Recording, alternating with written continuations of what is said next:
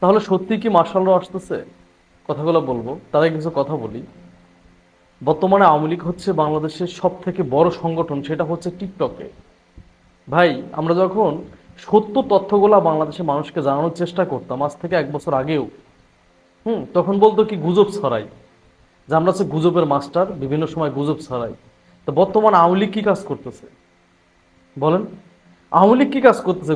গুজবের যদি কোনো মানে শ্রেষ্ঠ পর্যায়ে থাকে, সেটা তো আওয়ামী লীগ বর্তমান সেই ভূমিকাটা পালন করতেছে।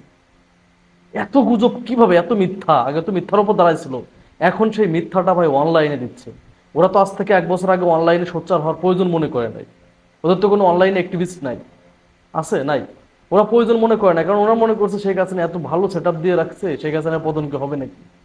সত্যি ওই যে যারা ডিবিতে ছিল, সেনাবাহিনী বলেন, যার হাসিনা পন্থী, ওরা বিশ্বাস করতো শেখ হাসিনার পতন হবে না, যতদিন জীবিত আছে শেখ হাসিনা বাংলাদেশের প্রধানমন্ত্রী থাকবে। কিন্তু আল্লাহর মাঝে বড় মাঝে, এটা তো ওরা চিন্তাও করতে পারে না। তো আজকে দেখলাম একটা নিউজ আইছে যে ইয়া করতেছে যে হাসনাত নাকি এয়ারপোর্টে ধরা পড়ছে। বুঝছেন?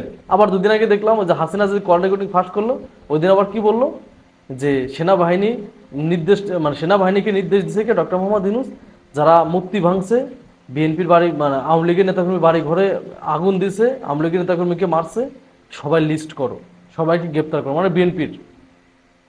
চিন্তা করা যায় এই যে এইসব গুজব। আজকে আবার এই যে সেনাবাহিনীর সাথে একটা মিটিং করছে না ডক্টর মোহাম্মদ ইউনূস স্যার, সেনা সদর দপ্তরে যে মিটিংটা করছে, এই মিটিং এর পরে মানে একটা গুজব গুজব সেল আছে না ওদের, ওরা এসে কি বলতেছে, মানে মেসেজ করতেছে যে কই সেনাবাহিনী ক্ষমতা নিচ্ছে, গতকালকে সব দলের সাথে মিটিং করছে, আজকে সেনাবাহিনী ক্ষমতা নিয়ে নিচ্ছে অতি দ্রুতই, মার্শাল্লাহ আসতেছে। আপনারা জানেন কিছুদিন আগে সেনাবাহিনী যে ম্যাজিস্ট্রেট পাওয়ার নিয়ে যে মাঠে নামলো 60 দিনের, এইটার সময় ভাই কি পরিমাণ টর্চার, মানে বুঝবো না, মানসিক প্রেশার যে কি পরিমাণ গেছে আপনাদের বোঝাইতে পারবো না। ওরা বলছে কি যে সেনাবাহিনী ক্ষমতা নিয়ে নিছে, এবার বিএনপির খবর আছে, এবার -2 হয়ে যাবে, -3 হবে, -4 হবে, -7 হবে, বিভিন্ন ধরনের কথা। আজকে আবার যে মিটিং করছে এখানে বলতেছে যে এই তো সেনাবাহিনী ক্ষমতা নিয়ে নিচ্ছে, হ্যান ত্যান। ভাই, ওরা তখন গুজবের উপর দাঁড়ায় আছে, বুঝেন নাই? ওরা যেখানে একটু দেখতেছে সেখানে ওরা একটু, মানে ওই যে একটা কথা আছে না, যে যখন মানুষ ভেসে যায় তখন খড়কুটো ধরে বেঁচে থাকার চেষ্টা করে, তো আওয়ামী লীগের অবস্থা হচ্ছে ওইটা ভাই।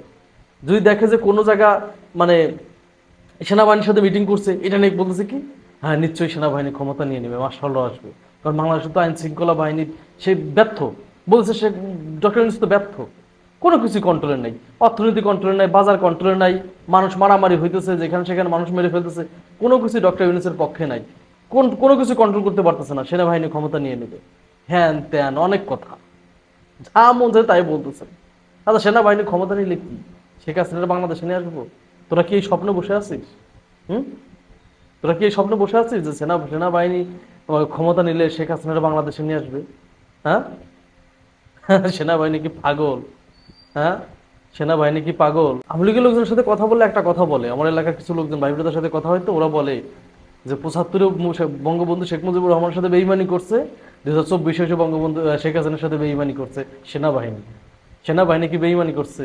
মানে ওদের কথা হচ্ছে সেনাবাহিনী কেন গুলি করলো না, সেনাবাহিনী কেন গুলি করলে মানুষ মারলো না, শেখ হাসিনা যেমন নির্দেশ ছিল 10-20 হাজার ফেলাই দাও, কেন ফেলাইলো না? সেনাবাহিনী কেন তাদের যে মানে ট্যাঙ্ক নিয়ে হামলা করলো না?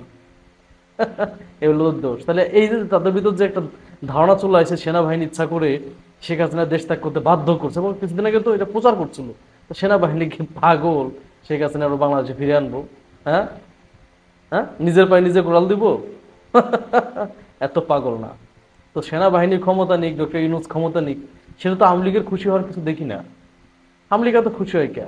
সেনাবাহিনী কি শেখ হাসিনা আবার এনে বসাবে ক্ষমতা? এখনো জাতিসংঘের অধিবেশনে ভাষণ দিয়ে আসলো ডক্টর মোহাম্মদ ইউনূস স্যার, এখনো ওরা বলতেছে এখনো বাংলাদেশের বৈধ প্রধানমন্ত্রী শেখ হাসিনা। ওই যে ফিলিপিনের সেই মার্কসের কথা মনে পড়ে যায়, স্বৈরাচার। হ্যাঁ, সে দেশ ত্যাগ করার পরে শুধু বলছিল যে আমি ওই দেশের প্রধানমন্ত্রী, আমি ওই দেশের প্রধানমন্ত্রী। তো শেখ হাসিনা হলো সেম, সে বলতেছে যে আমি ওই দেশের প্রধানমন্ত্রী। কিন্তু বাংলাদেশের রাষ্ট্রপ্রধান হিসাবে জাতিসংঘে যে ভাষণ দিয়ে আসলো ডক্টর মোহাম্মদ ইউনূস স্যার, তারপরেও তারা বলতেছে এই দেশের প্রধানমন্ত্রী শেখ হাসিনা। তা আসতে কল শেখ হাসিনার। ভাই, মার্শাল্লাহ আসুক, ডক্টর মোহাম্মদ ইউনূস স্যার 10 বছর ক্ষমতা থাক, সেখানে আওয়ামী লীগের খুশি হওয়ার কিছু দেখি না।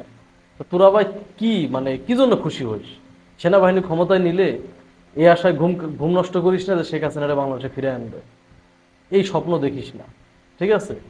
সেই স্বপ্ন দেখলে শুধু শুধু দুঃস্বপ্নে পরিণত হবে। আর বেশি স্বপ্ন দেখলে কি হয়, যে আগে বলছিলাম আজকে বললাম না। যাই হোক, ধন্যবাদ সবাইকে।